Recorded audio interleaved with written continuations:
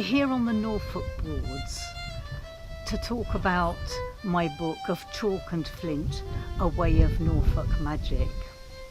And I was inspired to write this book because I have been a magical practitioner here for over 25 years now, and I feel blessed to have been in this wonderful county of so many varied landscapes and so much beauty and power and wonderful stories and tales and lore about nature and life and death and magic.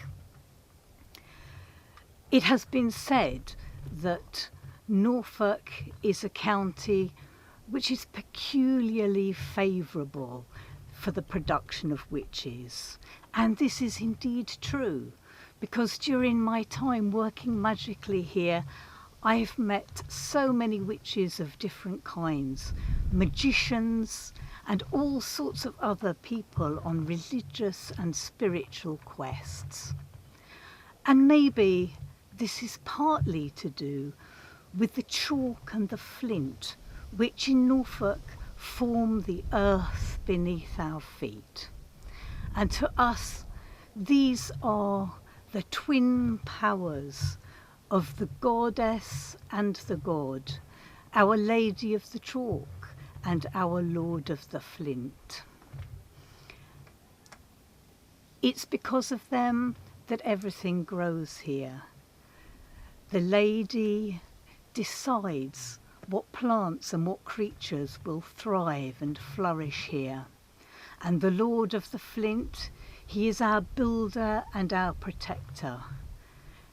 He's a hunter and a provider. He's there in the city walls of Norwich. He was there in the arrow tips of the first people to live and hunt here. And he's there in the magical floor stone, the dark flint, which was mined so many centuries ago at Grimes Graves in the south of the county. And so, because of this magic, I think the eldritch world is very close to us here. It's there in our everyday life. We can see it here on the River Ant with the play of the light on the water. We can hear it in the rustling of the leaves on the trees. We know that it's there with the fair folk who take many forms in this county, but are there always walking beside us, whether we see them or not. And sometimes their forces can be helpful, other times not so. But they are important to us, and we work with them in the best ways that we can to help ourselves and to help other people and the world around us. We're also very near to How Hill here, and there's an interesting story about how this little rise in the land was actually formed. It's said that the devil himself was digging out gravel, and he put it into a barrow, but he accidentally dropped the barrow, and he was so furious that he flung the gravel away, and that's how How Hill was formed. Some of it he also threw down at St Bennetts Abbey.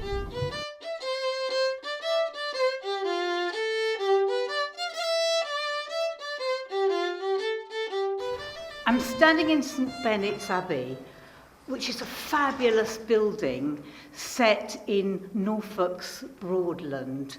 It's right beside the River Bure and was once one of the richest monasteries in the country. It survived many catastrophes, it survived floods and attacks and the peasants' revolt. And it even survived the dissolution of the monasteries. For some reason, it was the only monastery not to be dissolved under Henry VIII. And from a magical point of view, it makes you wonder what it was that the monks were really doing here. Because throughout the centuries, complaints were made against them. In the 15th century, it was said that the monks were kept singing too much. And then in the 16th century, it was said that they kept too many dogs and they were taking food that should have been given to the poor. And the abbot was even accused of wearing boots instead of the more traditional sandals. And nobody really seems to know why the abbey fell into ruin. But gradually the monks dispersed, the stones were taken. And then in the 18th century, this amazing mill was built right into the abbey gatehouse. Now, you wonder why they might have chosen to do that. Was it just thrifty use of the stones that were already here? Or were they trying to pin down some kind of energy that was to do with what the monks had been doing over all those years and all those centuries? I rather like to think that it was magical work and occult studies that were really going on here.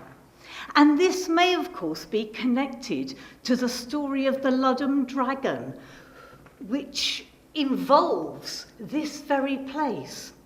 Because in Ludham, a dragon was terrorising the people of the village. It came out every night and people did not dare to leave their homes.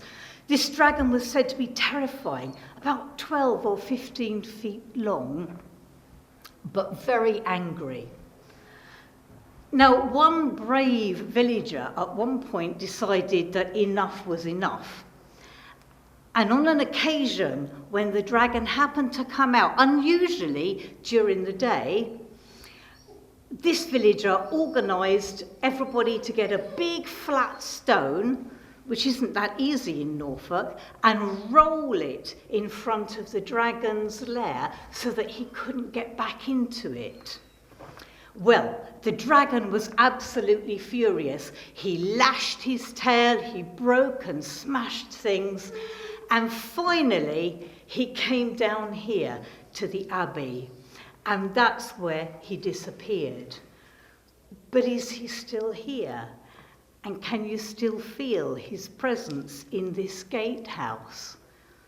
I would say that you can, but actually, if you want to feel that presence, you have to come here yourself and experience it.